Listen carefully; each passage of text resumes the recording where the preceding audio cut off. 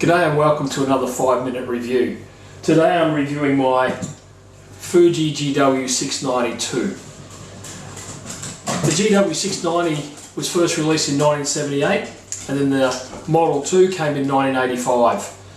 It's a fixed lens camera, so you can't interchange the lenses at all, which some people see as a disadvantage, but I don't mind it at all. It's a leaf shutter lens, so everything's contained in the lens that you need to operate the camera. I've had this one now for just on a year and it's quickly become my favourite camera. Not just my favourite medium format camera, but my absolute favourite camera. It is big, affectionately known and nicknamed as the Texas Leica, not just because of its size, but also because of the image quality that you get from this camera. Comparing it to size, there's my Canon A1 side by side. So you can see it's quite a lot larger, almost twice the size. And some people see that as a big disadvantage, but I've been able to get around it. One of the biggest advantages of the 690 is that it shoots a 6x9 medium format negative, and there's the negative that you can see there. Comparing that with a 35mm negative, you can see that you're going to get a lot more detail in the 690 than you are in the 35, and if we put them side by side, you can see that I could fit probably almost 6 of those inside the frame of the 690, which means you're going to get a lot more detail in this negative. If you think of it like megapixels in a digital camera, you're looking at the difference between say 5 megapixels up to 30 megapixels. So a lot more detail, and you're going to see that in the images that I shoot. And that's one of the main reasons that I love this camera. I just cannot believe the detail that the lens has and the size of those negatives. You just get a crisp, fully detailed image, and I love that. The operation of the camera is also quite simple. Because it's a leaf shutter, everything you need is contained in the camera lens itself. So up front, you've got your shutter speed and you've got your aperture dial, and you can see those there. There's a window that indicates what you've got. Your shutter speeds run from T for time. There's no bulb, okay, so it will stay open until you wind on again. So there's a few tricks to get around that, and I'll show you one of them, particularly for night photography. It runs all the way through to 1/500th of a second, and your aperture is 3.5 all the way through to 32. 32 is a really tight aperture, and I really like the versatility of what that range gives me.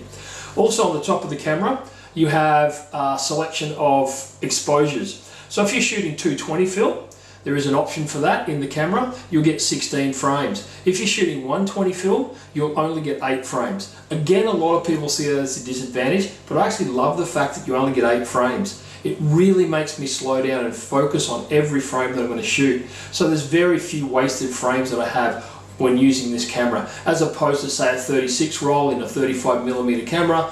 I might burn a few shots and not care too much. But in this, I don't waste a shot. I take my time, I make sure that I'm going to get the exact image that I want. It's also a rangefinder camera, it's not an SLR. So when you're looking through the viewfinder, you're not going to see exactly what the lenses see. Although the parallax correction is pretty accurate, and I haven't had too much of a problem at all. Also, the rangefinder patch is very bright, small but bright. So when shooting at night, you're going to see a few of my nighttime shots. When you're shooting at night, I set it to f8, which gives me a fair bit of latitude within my depth of field. Being medium format, that f8 isn't as large a depth as on a 35mm, but 9 times out of 10, actually 99 out of 100, I'm actually shooting quite accurately and focusing right on the button with f8. Another feature of the camera is that you've got this shutter count underneath here in this little window. Now mine's currently running at 265. And that's not counting frames, that's counting every 10 shots. So that's roughly 265 rolls of film, a little bit less, so maybe 210 rolls of film. Fuji recommend that you service the camera, the shutter, every 10,000 frames. So I got a long way to go before I wear this camera out and it needs to be CLA'd. It's also quite light. For a big camera, it's really easy to handle. It feels comfortable in the hand despite its size. It's also easy to operate. Once you put the film in, there's no dark slide to remember to pull. It's a simple matter of just winding on and clicking the shutter. It also has a lockout function, so you can lock the shutter so that you don't accidentally trigger the shutter and waste a frame. I really do love this camera, and you're going to see some images. I'm going to talk about them as we go along and you're going to understand why I really enjoy this camera so much. So here's some photographs of samples. This first one of Alexandra Bay at sunset up at Noosa. You can see the detail almost all the way back to the headland. If you zoom in on those rocks, there's quite a lot of detail there in that frame. So the lens is really showing its capabilities there. Don't worry about the light leak. That wasn't my camera. It was just a loose roll. Typical of all Fuji cameras, when you wind them on, you've got to wind only 5 times after the roll, otherwise the spool will loosen. The next photo is an abandoned house that I shot. I really like the way it's rendered the colour.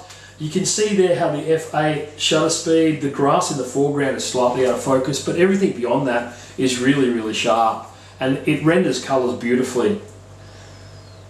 Then onto the Albion Leathercraft shot. I really like this one in terms of the clouds, the light streak of the car driving past, how all the lines line up, but again the sharpness and the detail in this negative. For me, it's the largest frame that I shoot. I am tempted to go up to 4x5 now, although I swore I'd never go to large format. But the detail is just unbelievable. Again, you see that in the Aspley bowl shot, where the reds are popping really strongly there. Couple of portraits. I've used it for portraits. It's not my favourite portrait camera, but I have used it for portraits. This one of a mate of mine, Bo Davis. You should follow him at Bo Davis Film. You can see the depth of field there. You know that the bokeh in the background, it's not really strong, but you can see that you're out of focus in that background there. Another abandoned house. It's a project I'm currently working on at night. I like the different hues and tones that the lens is rendered onto the film there. That's using Ektar 100. Another portrait of Jenna on HP5, just to show the versatility using black and white as opposed to colour. Again, look at the sharpness in that image. The detail is incredible. Red Hill Cinema, another night shot. Like I said, it's a camera I use a lot at night. I find it really easy to set up and really easy to use, and it's become one of my favourite cameras. Well, it is my favourite camera, but it's become my favourite camera to use at night as well. As you can see from that smoke garage image, I just love that light trail that the Ektar's picked up there, that really high red. And then this sunrise photo on Portra 400 of the Silverado with the sun coming through the windshield. Again, the beautiful detail fading away to that depth of field, that out of focus in the background, giving that sharpness in the foreground.